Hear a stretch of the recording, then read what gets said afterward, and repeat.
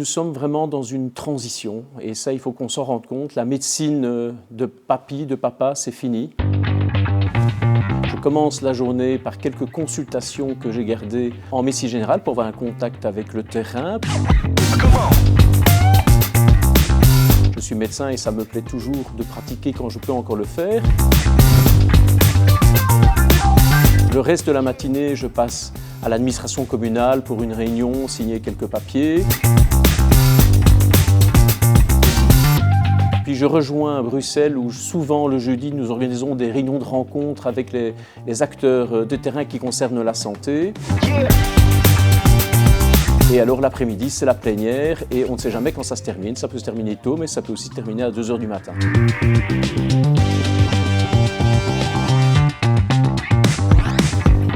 Bonjour, je m'appelle Jean-François Gatelier, je suis le bourgmestre de la commune de Civry-Rance dans la Botte du Hainaut. Je suis médecin généraliste et je suis député fédéral à la Chambre pour les engagés depuis les élections du mois de juin 2024.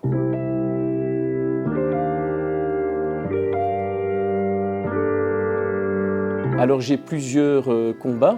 Bien entendu, celui de la logopédie qu'a mené Catherine Fong, puisque j'ai pu déposer, grâce à son travail, un projet de loi pour réformer l'accessibilité, une meilleure accessibilité de la logopédie pour tous les enfants qui présentent des troubles du langage ou des problèmes, des troubles mentaux. Et donc on est en train, pour l'instant, Commission Santé, de revoir les critères d'accessibilité et de remboursement, mais je mène aussi d'autres combats qui me tiennent à cœur. La réforme du statut des kinésithérapeutes, la réforme du statut des sages-femmes. J'ai pu aussi déposer un plan de lutte contre le cancer. Je me suis associé à un plan contre les maladies cardiovasculaires. Je vais aussi déposer un dossier pour une meilleure accessibilité à la PrEP, qui est un médicament qui protège de l'infection contre le HIV. On prend vraiment le travail à corps pour faire avancer les choses au bénéfice des gens, bien entendu.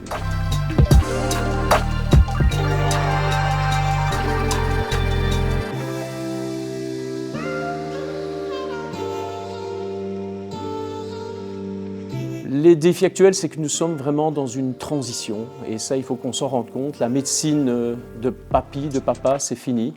Il faut revoir la façon dont on fait la médecine générale, déjà parce qu'il manque de médecins généralistes, mais aussi il faut, je pense, mettre plus en avant les autres acteurs du terrain que sont les infirmières, que sont les kinés, les sages-femmes, les logopèdes, les aides-soignantes. En fait, on doit former maintenant une équipe à disposition du patient pour que la minute passée auprès du patient soit la plus rentable possible, la plus bénéfique pour lui.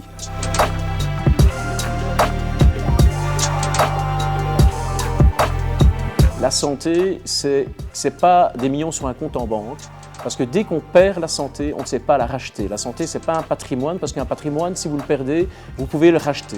Mais quand une mauvaise nouvelle vous tombe dessus et qu'on vous annonce une maladie grave ou difficile à vivre, ça n'a pas de prix. La santé, comme le veut notre parti, est vraiment une priorité.